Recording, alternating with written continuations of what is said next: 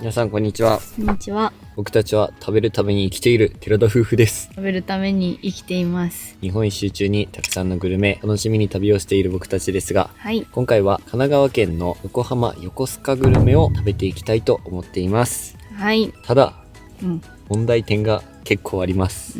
車旅にはすごく困る部分ではあるんですが、残念ながら街中ですので、車を止められるような駐車場がある店舗があまりありません。できるだけ安いコインパーキングに停めて、横浜と横須賀のグルメを巡っていきたいと思いますので、ぜひ楽しんで、そして参考にしてもらえたら嬉しいです。いろんな店舗あると思いますが、自分たちがこれは食べておきたいと思ったものを厳選しています。それでは今回もよろしくお願いします。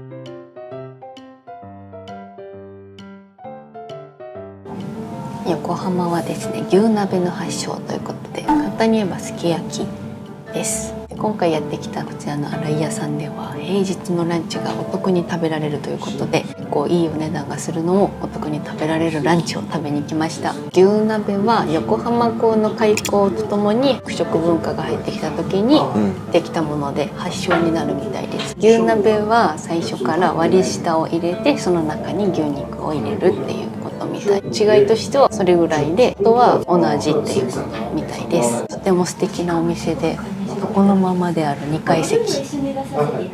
すごくお上品なお店だね。店員さんも着物で高級料理店に来たような感覚です。背筋がピンと伸びるような感じで。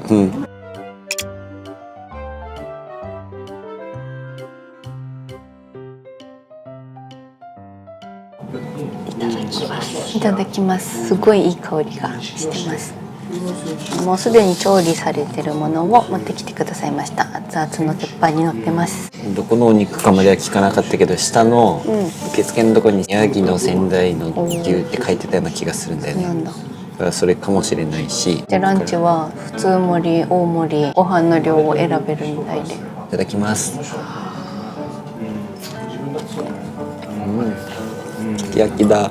すき焼きじゃない、牛鍋だよ。牛鍋美味しい。牛こま肉のような割と小さめのお肉に。そうだね。いただきます。当たり前なのかもしれないけど、甘めの味付けで肉も柔らかい。2024から2025の1月にかけてまだすき焼きというものを食べていなかったから、嬉しいですね。まさかこんなのが横浜のグルメだと。から肉食文化が入ってきたってことだから、港町だから。この価格で出せるだけのお肉なんだろうけど、十分美味しい。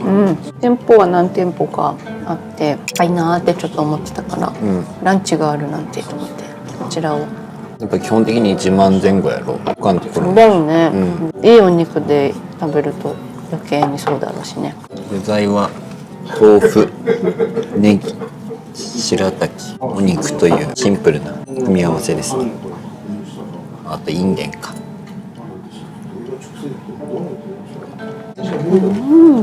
美味しい。美味しい。味噌汁はしじみ汁だ。そうなの？本当だ。味噌汁美味しい。おお、しじみのエキスがすごく出てるね。牛鍋の味付け、卵につけなくてもちょうどいいぐらいだから。そうだね。濃すぎず甘すぎず、ベストな味わい。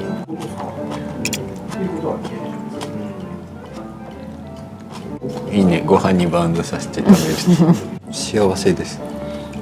私も幸せです。あっという間になくなってしまうけど、めっちゃご飯進む。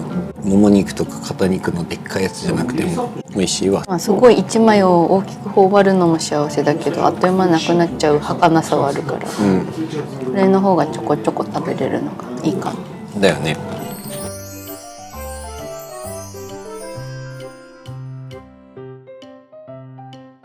ごちそうさまでした。もちろんこの料理が美味しかったんですけど、この雰囲気とともに楽しむ牛鍋定食はなんかまた格段と美味しかったように感じます。着物を着た従業員さんとかが焼いてくださったりとかするみたいなので、それもまた楽しめると思います。来てよかったです。ごちそうさまでした。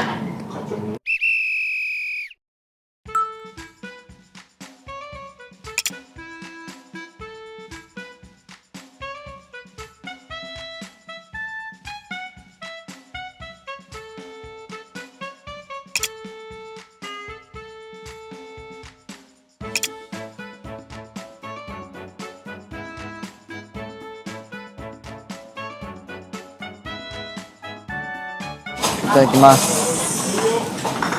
初めての家系ラーメンです。これが通麺で濃いめ、油多めにしました。私は固め、あとは全部普通。味の濃さと油の濃さ。めっちゃ油すごい。油すごいね。中太麺まではいかないぐらいの細さだね。味しっかりの豚骨醤油。おお、濃い。すっげえ濃い。うわ、ここまで濃いの初めてやわ。とても美味しいわ。はい。昔の俺だったらこの油は受け入れられなかったかも。そうかもね。けど今はもうすごく美味しく感じるようになっちゃった。チャーシュー結構薄めだね。チャーシューこんな感じ。薄いね。ほうれん草がトッピングされてる。こんなに薄いのにちょっとローストポークっぽいようななるほど。食感もしっかりあってレア感のあるチャーシューですね。美味しい。目の前にめっちゃいろんな調味料があるんだけど、フライドガーリック、ガーリックチップ、生姜、刻み生姜、ごま、何入れたらいいか分からない。美味しいな。正直味濃くしなくてもめっちゃ濃い。普通で濃い。めっちゃ麺に絡む。麺自体はちょっと短めの麺で。飛んじゃうから優しく吸わないとあれやけど、長さ的にもこれぐらい。ちょ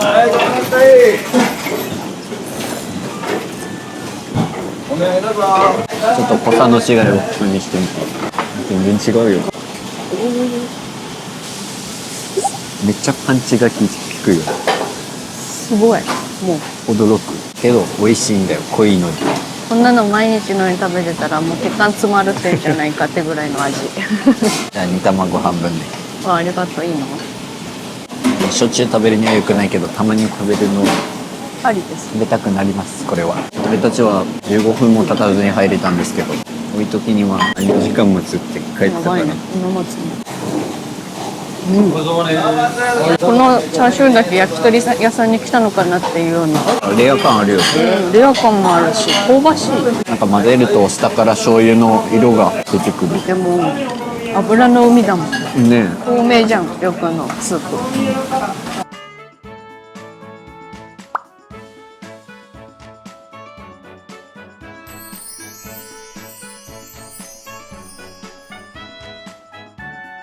家系ラーメンと呼ばれるジャンルは今回初めて食べました。濃厚な醤油豚骨のスープをベースに、中太麺の太く縮れた麺と海苔とチャーシューとほうれん草か、だったのが基本となるみたいです。濃さを調節できたり麺の硬さとかそういったのを調整できるのも特徴らしいんですが、濃さはもうあれで十分っていうぐらい濃かったので、あれ以上は正直ちょっと重たいなっていうふうに思いました。ちょうど良かった。何もいじらないのが私の中ではすごく美味しくちょうどよく食べられたかなと思います。値段もあまり高くないので身近に食べられるラーメンだなと思いました。僕も家系ラーメンは美味しいと思いましたし、なんかどっちかというと好みだなと思いました。豚骨の中にさらに醤油のコクがあるっていうところが、今回食べてみてお気に入りのポイントだったなと思います。しょっちゅうは食べちゃいけないなとは思いつつも、つい食べたくなっちゃうようなラーメンだったなと思います。家系ラーメンは吉村屋から結構いろんなところに派生して、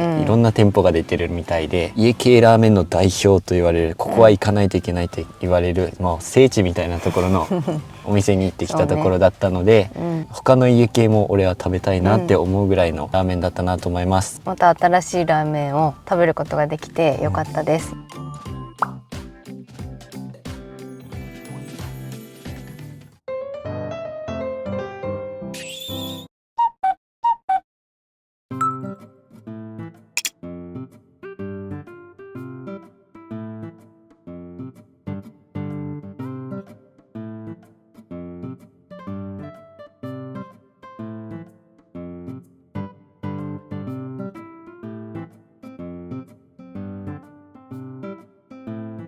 ただいまカフェレストランマーローというところでプリンを食べてきました。はい、こちらはオーブンで焼いて卵の力だけで固めた昔ながらのプリンで、ビーカーに入ったプリンが有名です。 200cc のビーカーに入ったプリン、それが16種類ぐらいあって、お持ち帰りはもちろんできるんですけど、今回は店内で食べてきました。ドリンクのついたセットで1300円ぐらいで、プリンも結構いろいろ選べるから、それは良かったなと思います。カスタードプリンを僕は選んだんですけど、これが一番定番みたいで、バニラビーンズの黒いやつがちょこちょこ入ってて、見た目は硬そうに見えて意外とスッとスプーンが入りつつ、固めでは確かにあるけども滑らかさも感じられるプリン、そしてカラメルソースが大人な苦みを醸し出しているので、すごく上品なプリン食べたなって思うし、かなり量があるのでこれだけでもお腹いっぱいになりました。結構ずっしりとした重めのイメージだったんだけど、ほんと舌触りも滑らかで、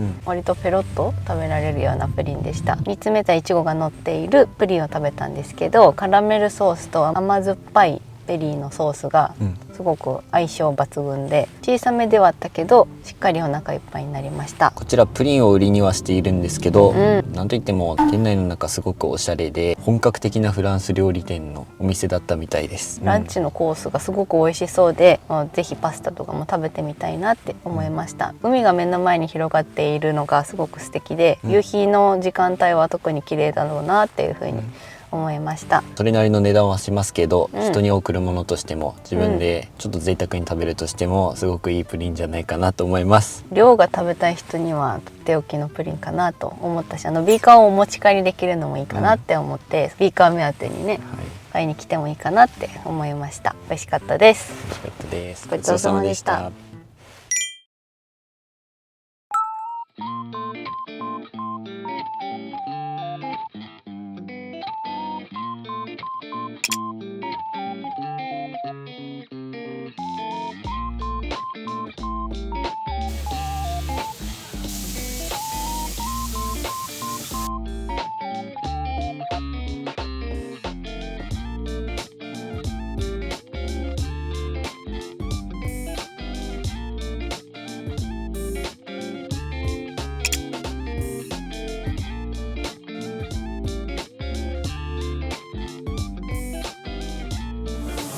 いただきます。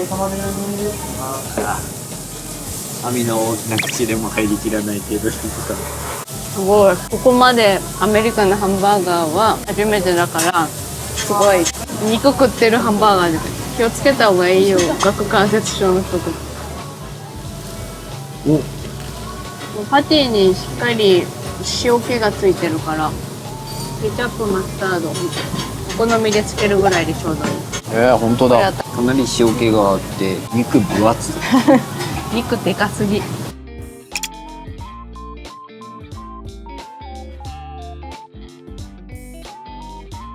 もう一つが横須賀海軍カレーということで、別のお店も考えてたんだけど、ここでも食べられるから、もうここで思いっきり食べることにしました。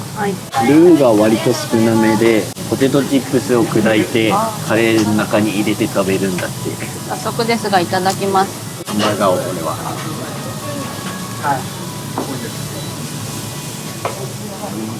面白い。ポテトチップスの食感が加わることで新しいカレー。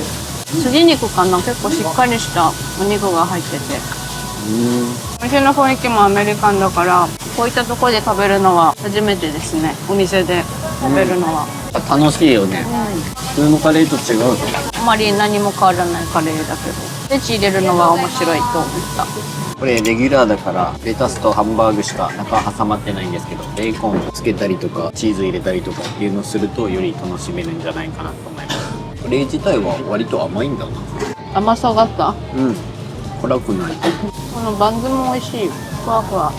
ポテトチップスがしなってくるとちゃんとじゃがいもっぽくなってきて、そういうカレーを楽しむ。確かに。これ丸々1個食べたらお腹いっぱいだわ。カレー意外とすぐなくなっちゃうかもしれない。なぜか牛乳がついてるという。なんでやっちゃうね。海軍さん牛乳飲むんじゃない？やっぱ外国の人だったから。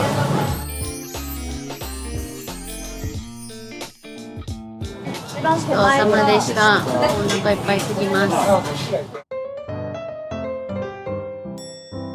これにて神奈川県横浜横須賀グルメ終了です。はい、今回も美味しくいただきました。もちろんどれも美味しかったんですが、僕たち的に一番やっぱり印象に残っているのは家系ラーメンだったなと思います。これまで数々のラーメンを食べてきた私たちですが、新たなジャンルということで、本当に新鮮な気持ちで食べることができました。吉村屋さんから派生したいろんなお店もまだまだあるっていうことだったので、こちらも食べに行きたいぐらい印象には残っているかなと思います。どうしても横浜横須賀グルメは他の県に比べて駐車場がなかったりとか、ちょっと物価が高い部分もあったりして手軽に食べるのは難しいかなっていうのが印象的でしたが、牛鍋とかネイビーバーガーとかがっつりお肉を食べられる機会もあったりして、あとはプリン、スイーツ系を紹介することはあまりないんですけど、プリンも素敵なお店で今回も大満足となりました。食べたいお店はしっかり抑えることができたので僕たち的には満足です、ということで今回もお腹いっぱい食べることができて幸せなグルメ会でした。はい、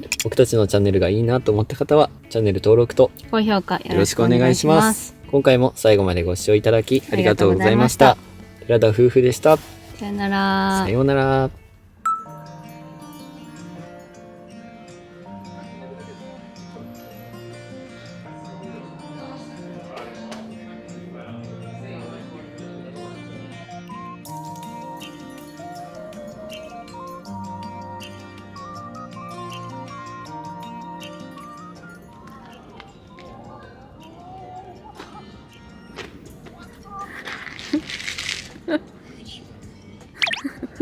長いな。